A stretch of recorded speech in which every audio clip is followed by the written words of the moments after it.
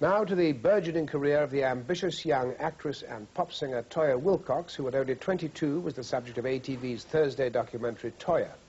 She's already attracted attention as Miranda in Derek Jarman's production of The Tempest, and on television in Shoestring, and as the maid in Dr. Jekyll and Mr. Hyde. As a pop singer with her band Toyah, she's had a record in the top 20. She's also been host of the late-night chat show Friday Night, Saturday Morning. Here she is at a photographic session expounding what she calls her philosophy. I would like to become a commercial cult figure, because I believe if you are a cult performer, your following is so strong and so sort of religious that they're fans of yours the whole of your working life. It's excellent. That's the sort of audience I'm looking for, an obsessed audience. Straighten your head again. Yeah.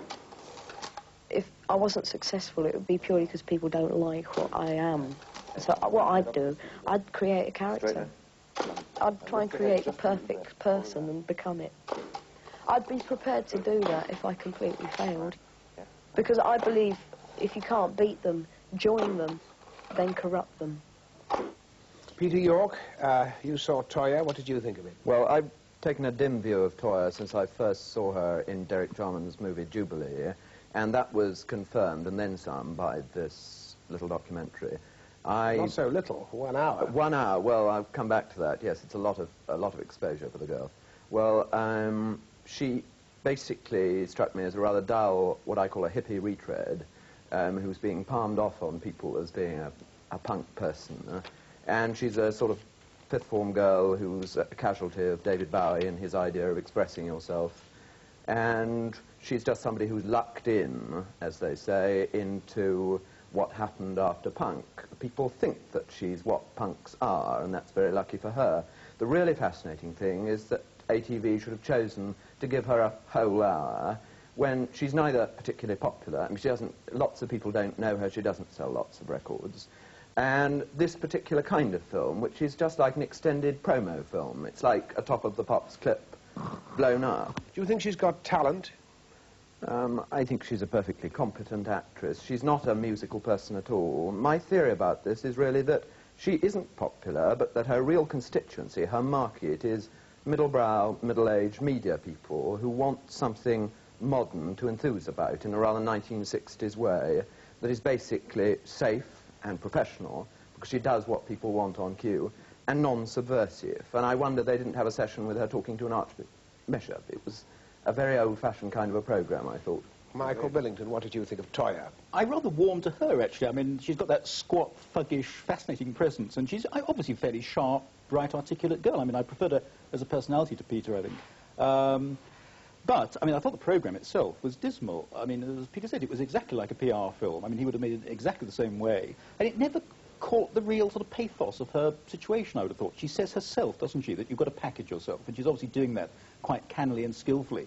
But, I mean, the process of packaging yourself is that in a couple of years' time, if you're not careful, you end up back on the shelf again because another product has come along to take your place. And it never really addressed itself to that issue. I just thought it was a bit of a lazy and, in the end, fairly empty programme. I mean, to rely as heavily as they did on another television programme, doing a sort of confrontation between Toyah meets the people, I thought that was lazy television, quite honestly. As a theatre critic, what do you think of as an actress? One of the things they didn't show, of course, was her performance in Jekyll and Hyde. It was a BBC production. There was no reason why they shouldn't have shown it. She's very good on stage. I saw her play this year, which they showed a bit of, called Sugar and Spice by Nigel Williams, and she is very sort of frightening on stage, actually. She certainly was in that play, where she was brandishing a broken... Quite frightening off it. Well, in that play, she was brandishing a broken bottle in a gentleman's genitalia, so therefore she was bound to look rather frightening. But, I mean, she has talent, I think, as an actress, maybe more than a singer, I don't know. Christopher? Well, it's so difficult to say what you think of punk or any of its analogues without sounding about 55. Or, if you're talking about a woman, sounding ungallant, as I think Peter did, rather. I mean, she's quite a pretty girl. She's quite a gifted girl. But she's got nothing at all to say when she's not on the set. And I thought the agonizing bit was where they confront her with a headmaster who's so ignorant he doesn't know the meaning of the word born, as he employed it himself, with a goody-goody girl of her own age, and with an aging trendy. And it is, I think Peter mentioned archbishops. It does show we've learned nothing since Mick Jagger was winched down to meet Ramsay, or Wilson had... Adam Faith was winched down to meet Coggan. Was it that, or Wilson had breakfast with the Beatles, or everyone feeling one must sort of get in touch with the young. And what that adds up to is terrific narcissism for the object of the program, terrific self-importance, immense sort of portentous remarks that she made. She should just stick to doing her stuff. And what it will show is that punk is basically innocuous, pussycat stuff, and actually changes nothing and nobody. What I don't think any of us could really say is how that program would have hit people of 18, 19, 20.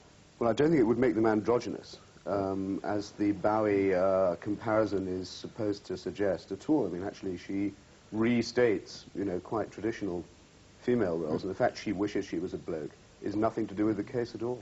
Last word from you, Peter. Well, I'm sure she's a nice person. She seemed to be unmalicious. But basically, what I think's wrong is that she's stealing the thunder from a lot of people who did originate things, who did push the boat out, who aren't very good television material because they're uncomfortable, because they really are rather subversive. Peter York, Michael Billington, Christopher Hitchens, thank you.